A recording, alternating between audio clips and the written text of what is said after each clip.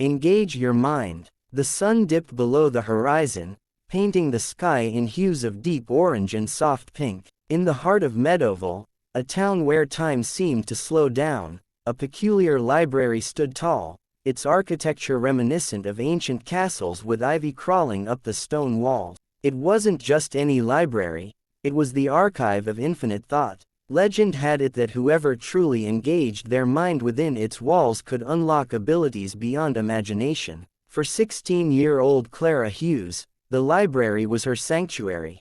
While other kids at Meadowville High were busy with parties and gossip, Clara found joy in the rustle of old pages and the scent of aging books. But tonight was different. As she pushed open the heavy wooden doors, a strange hum echoed through the grand hall. "You feel it too, don't you?"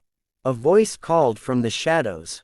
Clara spun around to find Oliver Kent, the town's resident genius and occasional troublemaker. He leaned against a bookshelf with a knowing smirk. "Feel what?" Clara asked, her heart pounding. "The library, it's awake."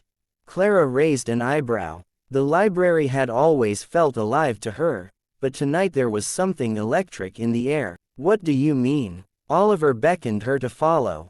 Reluctantly, she did. As they weaved through endless rows of bookshelves, Oliver explained. "They say this place was built on a convergence point, where knowledge and consciousness intersect. When the conditions are right, you can engage your mind with the very essence of thought." Clara rolled her eyes. Sounds like something out of a fantasy novel. And yet, Oliver stopped in front of a door Clara had never seen before. Its surface shimmered like liquid silver. "What is this?" she whispered. "I call it the Mint Gate. I found it last week, but I couldn't open it. I think it needs 2 people. 2 minds." Clara hesitated. This felt bigger than anything she had ever encountered. But curiosity gnawed at her. Taking a deep breath, she placed her hand on the door. Oliver did the same. The moment their palms touched the surface, the door pulsed with light. A warmth spread through Clara's fingers, rushing up her arm and flooding her mind with visions, galaxies spiraling, equations forming, memories that weren't hers. Suddenly, they were no longer in the library. They stood in an endless void filled with floating islands, each holding a different scene: a medieval battle, a bustling futuristic city, a serene garden. Words and numbers floated through the air like falling leaves. "What is this place?" Clara asked in awe. "The Mindscape," Oliver said, equally stunned. "A realm where thoughts become reality."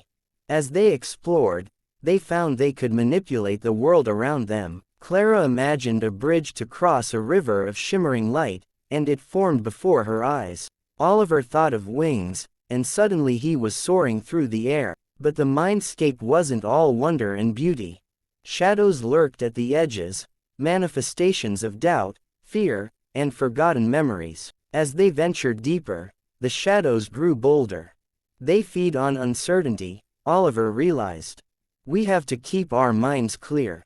Easier said than done. When a shadow resembling Clara's late grandmother appeared, whispering words of regret, she faltered. Her heart ached. The shadow surged toward her, growing larger. "Clara," Oliver shouted, "don't listen to it. It's not real." But the pain felt real. The guilt felt real. As the shadow reached for her, Clara closed her eyes. She had to engage her mind, focus on what was true. "You are a memory," she whispered. "I cherish you, but you do not define me." With those words, the shadow dissolved. Oliver grinned. "You did it." But their relief was short-lived. The shadows began to converge, forming a towering figure with glowing red eyes, the embodiment of collective fear. "We can't fight that," Clara said, panic creeping into her voice. "We don't have to fight," Oliver said. "We have to understand." He closed his eyes, taking deep breaths. Clara followed his lead. They opened their minds to the entity, feeling its pain, its longing to be acknowledged. It wasn't evil. It was the part of the human mind that held every fear, every doubt. "We see you," Clara whispered.